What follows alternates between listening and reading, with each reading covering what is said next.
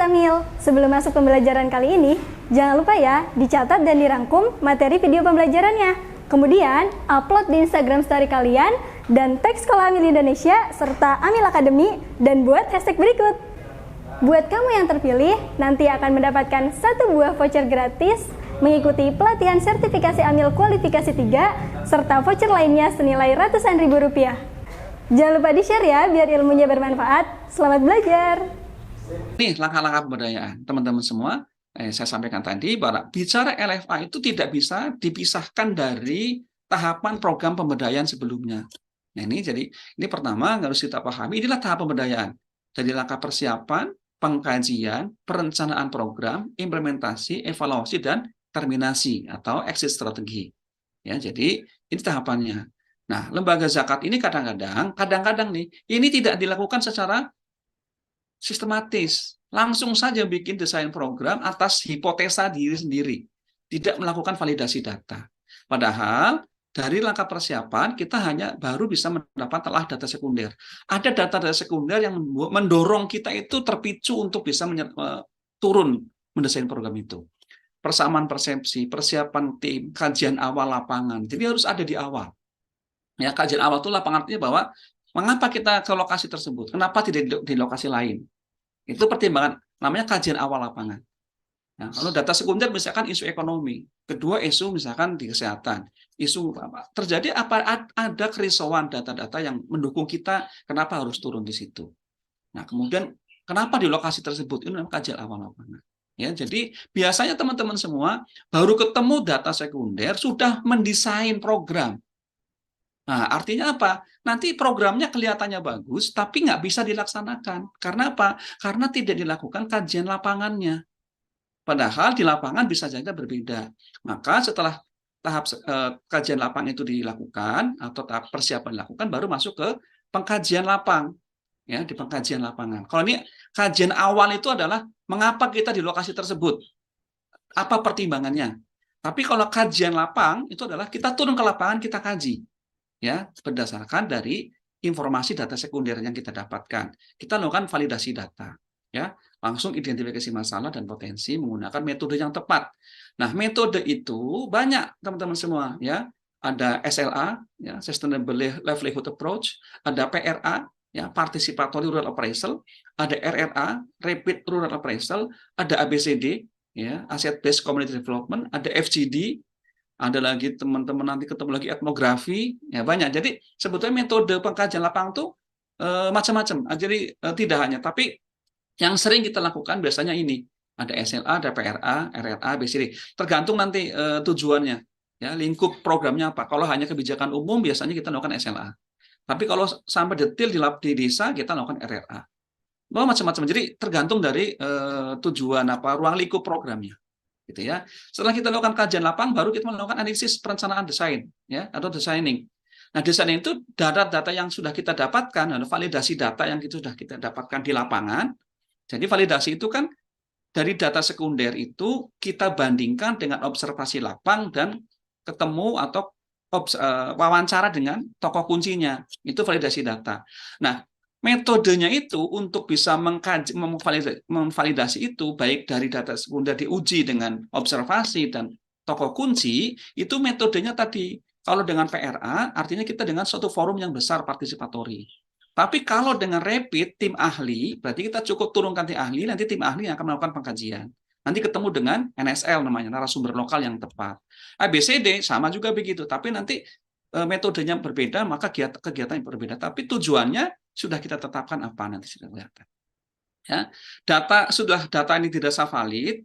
Nah, kita langsung melakukan PTA, analisis masalah, ya, dengan problem tree analysis. Dari problem analisis baru kita masuk ke rancangan solusi. Setelah ketemu rancangan solusi, baru penyusunan LFA, log frame-nya baru disusun. Nah, teman-teman kadang-kadang sudah datanya didesain berdasarkan telah data sekunder atau hipotesa kita, langsung bikin LFA. Nah, jadi nanti nggak ketemu. Kenapa? LFA itu turunannya dari mana? Mindahkan dari rancangan solusi sebetulnya. Rancangannya sudah ketemu, baru kita pindahkan ke LFA. Gitu. Tapi kalau tidak ada rancangan solusi, tidak ada PTA-nya, ya gimana kita? Kan nggak ada dasarnya. tidak ada dasar untuk menyusun LFA kalau kita tidak menyusun rancangan solusi. Rancangan solusi disusun atas dasar analisis masalah atau PTA, Problem Analysis. Nah, analisis masalah ini didapat dari mana? Dari metode kajiannya di lapangan. Nah, jadi akan kita analisis. Maka biasanya kalau kita kajian lapang, itu kalau belum selesai PTA, itu rancangan solusi minimal kita belum balik tuh dari lapangan. Supaya apa? Kalau ada kekurangan data, kita bisa menemukan data di awal. Bisa kembali lagi ke itu. Nah, setelah LFA kita bisa lokakarya. Lokakarya itu artinya kita sajikan kepada stakeholder, ya. Jadi ada lokakarya sebelum kita implementasi, teman-teman semua. Nah, lokakarya biasanya ini tadi ketemu dengan stakeholder, salah satunya donor. Kalau kita mau ketemu CSR misalkan, sampaikan di sini ada validasi apa tidak, ada pertanyaan atau tidak. Kenapa? Karena si donor juga akan menghubungkan dengan result yang diperoleh dengan visi misi mereka. Misalkan CSR nih ketemu dengan perusahaan A. Perusahaan A itu punya concern terhadap ekonomi lingkungan. Nah, LFA-nya nyambung apa tidak? Antara dampak atau hasil yang akan kita peroleh, masalah yang latar belakang tadi itu relevan nggak dengan visi misi mereka. Nah, itu nanti ketemu di situ. Nah, kalau kita tidak melakukan lokakarya tadi, tidak ada titik temunya. Gitu. Ya, tidak ada temunya. Nah, kita kadang-kadang bikin proposal atas nama hipotesa kita, disodorkan kepada lembaga donor misalkan. Nah, nanti akhirnya donor merasa iya bagus sih, tapi nggak nyambung. Itu sama dengan kita menawarkan bakso enak, tapi kita sedang pengen soto yang enak. Jadi baksonya bukan nggak enak, tapi tidak ada relevansi dengan keinginan kita. Nah, itu nanti ada namanya di lokakarya. Lokakarya itu bagian dari persamaan persepsi tadi itu. Nah, gitu-gitu teman-teman. Baru setelah selesai sudah valid, sudah sama, baru kita implementasi. Nah, implementasi baru evaluasi atau monitoring sampai pada terminasi. Jadi, dalam tanda kutip, evaluasi itu berdasarkan LFA. Jangan berdasarkan asumsi di awal lagi. Nah, paling banyak kita begitu. Tiba-tiba donor meng-cut aja dananya, anggapnya apa tidak sesuai. Padahal dasarnya nggak sama. Gitu. Kira-kira gitu ya. Jadi sekali lagi, LFA itu adalah bagaimana kita menyajikan desain program, ya. Kemudian kita sajikan kepada siapapun stakeholder itu dan ada relevansinya, gitu. Logis ya antara input, antara proses, hasil yang akan kita capai. Gitu. Nah, cara ngisinya akan kita bahas pagi hari ini. Itu yang pertama dipahami teman-teman semua ya. Jadi urutannya gitu. Maka saya katakan LFA itu kalau materi sekarang 2 jam, ini hanya sebatas mengenal. Tapi untuk punya kemampuan teman-teman melakukan LFA, ini diperlukan kajian lapang yang baik. Kemampuan atau ketajaman analisis itu penting karena di sini kan analis masalah, rancangan solusi, ya. LFA, pendekatan logical framework gitu ya. Ini kan berarti harus ada kemampuan yang dilakukan berulang-ulang gitu. Jadi tidak hanya sekedar kita webinar saja nggak cukup. Nah, ini pertama, yang pertama. Nah, jadi ketika kita mendapatkan tadi yang saya katakan data sekunder kita, ada isu dan data sekunder yang mendukung, yang membuat dalam hati kita risau sebagai lembaga zakat risau nih. Misalkan contoh isu kemiskinan meningkat, isu pengangguran meningkat, isu stunting meningkat, misalkan gitu. Kan ada isu peningkatan itu. Atau misalkan kerusakan lingkungan, gagal panen. Sekarang nih beberapa tempat baru mulai panen, kemudian hujannya sudah hampir seminggu tidak ada. Kan berarti terjadi gagal panen segala macam. Ya, gagal tanam malah bukan gagal panen. Terus begitu. Ada isu, ada data yang mendukung. Siapa datanya? Nah, data sekunder itu mesti berasal dari data yang valid, yang bisa kita percaya. Jangan katanya-katanya. Ya, kalau katanya-katanya nanti harus kita, ya nggak apa-apa, kan nanti validasi tapi data sekunder ini harus kita ambil. Ya, misalkan contoh terjadi data peningkatan angka stunting. Nah, di misalkan Kabupaten Bojonegoro. Nah, ada datanya nggak? Siapa yang mengeluarkan? Kan itu kemudian kita bandingkan dengan relevansi dengan visi misi kita. Nah, isu stunting itu dengan visi lembaga kita tuh relevan apa tidak? Itu relevan nggak dengan visi misi kita? Ya, nanti baru kita, kalau sudah isunya menjadi sesuai ya, datanya sudah cukup, valid, kemudian relevan dengan visi misi kita, itulah kerisauan yang valid di kita. Nah, kemudian kita masukin ke ruang lingkupnya, fokus masalahnya di mana sih? Gitu, fokus masalah di mana? Oke, kita ngomongin tentang tadi gagal panen. Kita ngomong tentang isu tentang kemiskinan yang ada pada sektor pertanian. Fokus masalahnya kan banyak. Itu jadi banyak, kita harus fokus nih. Baru nanti fokus masalah, kita nyusun tujuan. Tujuan dari mana? Setting tujuannya, goal settingnya. Goal settingnya ya berdasarkan fokus masalahnya itu.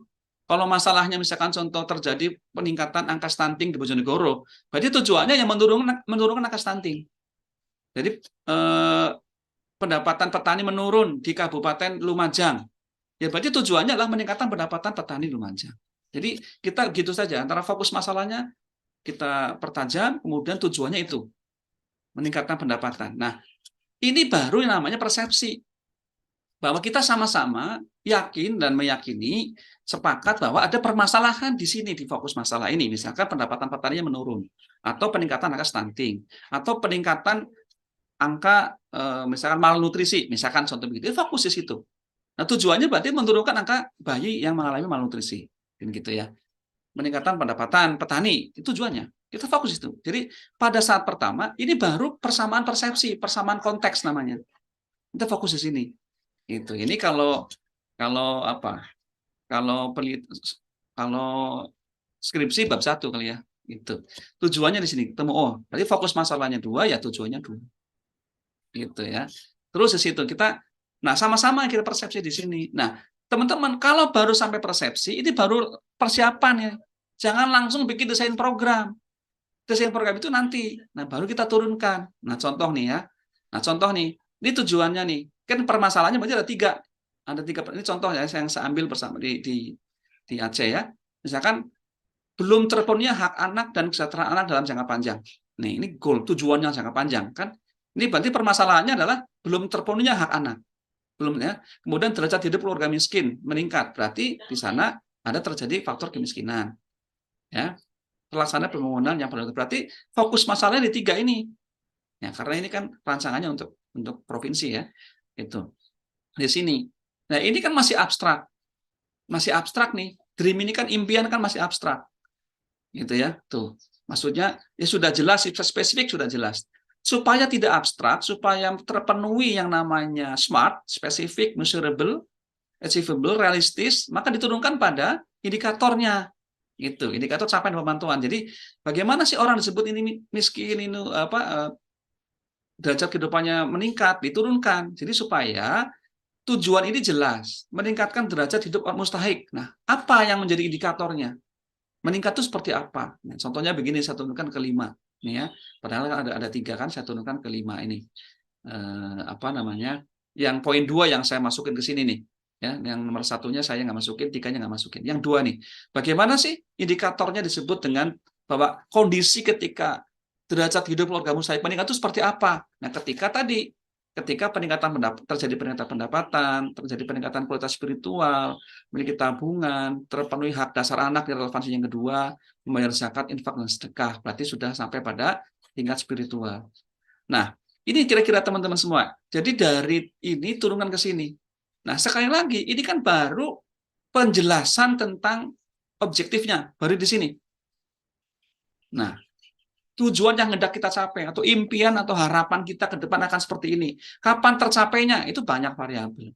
Baru nanti setelah itu kita harus mengisi masalah ini, 2 tabel ini. Nah, 2 kolom tabel ini bisa diisi ketika kita sudah melakukan kajian lapang. Kalau ini bisa saja persepsi FGD di awal, kalau ini ya lokakarya awal pada saat penyamaan persepsi stakeholder. Ini makanya langkah persiapan. Ya tadi ini langkah persiapan, persamaan konteks namanya dengan beberapa stakeholder. Ini kalau sampai sini belum bisa didesain. Ini baru persamaan persepsi antar stakeholder. Nih ya, ini. Siapa stakeholder kita? Ya donor, ya masyarakatnya, ya kalau di desa ya dengan Pak Kadesnya, Pak Dusunnya, ini kira-kira gitu. Ini baru persamaan persepsi. Nah, bagaimana cara mencapai kondisi ini, ya gitu ya. Maka nanti kita akan lihat bagaimana kondisi sekarangnya. Kemudian apa aktivitasnya supaya ke sini. Nah, kolom ini itu tidak bisa diisi tiba-tiba, tidak bisa. Karena apa? Harus dilakukan validasi lapang. Di lapangan kondisinya seperti apa. Maka upaya validasi itu adalah dengan menguji, membandingkan antara data sekunder yang kita miliki dengan observasi lapang dan wawancara tokoh kunci. Nah, 3 ini pendekatannya tadi. Kalau tokoh kunci yang wawancara dan kajian lapangnya dilakukan oleh ahli, itu pendekatannya RRA. Kalau dilakukan partisipatori namanya PRA, gitu-gitu. Jadi metodenya nanti seperti itu. Ya. Nih nanti kita nanya, ini nih diisi nggak bisa sekarang. Isinya di mana? Kajian lapang. Tadi di mana di lokasinya? Tadi lokasinya adalah pertimbangan penentuan lokasi berdasarkan kajian awal lokasi. Itu kenapa misalkan contoh di Kabupaten Lumajang, nah Lumajang itu luas, di kecamatan mana, di desa mana, nah baru masuk di pertimbangan tersebut, masuk ke sini. Itu gambaran pertama. Jadi log frame masih jauh. Ya gitu. Karena apa? Log frame kira-kira di sini sebetulnya, kira-kira ngisi ini, tapi nanti kita lihat. Ya. Nah, bagaimana langkah berikutnya? Nah, ini langkah pengajian. Nah, kita turunkan nih yang kolom kuning ini kita turunkan ke sini. Nah, kita pertama melakukan kajian lapang dengan melakukan identifikasi masalah dan potensi. Ini kalau pendekatannya desa ya, saya contohkan yang pendekatan desa. Di desa saja kita 1, 2, 3, 4, 5, 6. Ada 6 tools yang harus kita lakukan untuk melakukan uji validasi data. Ada social mapping, ada transsektoral, ada analisis alur bisnis dan aspek usaha, ada analisa rantai pasok, ada diagram Venn, ada kalender musim. Ini kita sudah masuk kalau ngomongin tentang contoh tadi isu ekonomi pedesaan, tentang kemiskinan di desa, bagaimana cara mengentaskan dan meningkatkan kesejahteraan masyarakat pedesaan. Ini kita lakukan untuk mengidentifikasi masalah. Ini yang saya kolom ini aja nih, kolom ini itu toolsnya 1, 2, 3, 4, 5, 6 toolsnya yang digunakan. Maka saya katakan log frame di sini isinya. Setelah kita ambil identifikasi, kita baru melakukan namanya analisis masalah. Analisis masalah itu dengan analisis masalah PTA, pendekatannya metodenya PTA. Mengetahui faktor penyebab dan konsekuensi yang ditimbulkan, ini disebut juga ada analisis sebab akibat. Kemudian setelah turun, kita masuk kepada rancangan solusi. Itu menggunakan pohon solusi dengan uji relevansi jika maka. Nah, ini contohnya. Jadi setelah ini selesai, baru kita nyusun LFA-nya. Nah, LFA itu apa? LFA kita biasanya menggunakan metode CIPO namanya. Konteks, input, proses, output, outcome, dan impact. Impact itu long term outcome. Nah, di sini ada uji logika vertikal dan horizontal. Masih dengan jika maka. If and then namanya kalau ya, uji logika maka. Uji vertikal, uji horizontal. Nanti kita bahas di bawah. Jadi teman-teman semuanya, jangan mengisi LFA itu langsung di sini. Itu yang saya katakan. Ya, jangan mengisi langsung di belakang. LFA itu ada prosesnya tadi dari sini dulu tadi saya katakan dari persiapan, pengkajian baru nyusun kepada desain 3 tahap. Desain pun tadi ya ada urut-urutannya ya. Ini kajian lapang menggunakan metode ini contoh saya di desa ya. Kemudian dari sini kita menemukan analisis masalah, mengidentifikasi belum analisis. Jadi teman-teman semuanya, pada saat mengidentifikasi sampai pada analisis pohon masalah, kita tidak perlu memikirkan solusi.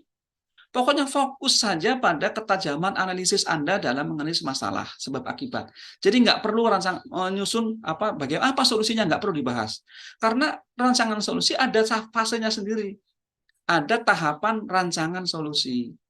Nah, baru nanti rancangan solusi kita pindahkan ke log frame. Nah, logis apa tidak? Gitu. Ini kan uji relevansi, relevan atau tidak. Nah, ini kan relevan atau tidak. Kalau ini di sini logis atau tidak. Gitu. Nah, ketika sudah logis, nanti kita ke depan sudah kebayang mau ngapain, SROI-nya bisa kita sudah kebayang dihitungnya apa. Gitu ya. Nanti ketemu teman-teman semuanya. Kalau kita ukur MSC, most significant change, perubahan signifikan apa yang hendak kita capai itu sudah ketahuan dari depan. Nah, itu ininya ya, cara berpikirnya seperti itu nyusun log frame itu. Gimana Sobat Apil? Menarik kan pembahasan untuk sesi ini? Video ini merupakan video series yang akan berkelanjutan dengan video-video lainnya. Jadi jangan sampai ketinggalan untuk informasi update selanjutnya. Teman-teman bisa hubungin admin Sekolah Amil Indonesia di nomor ini 0812 1000 3823 untuk bisa masuk ke dalam grupnya agar teman-teman tidak tertinggal informasi untuk belajar di Amil Academy.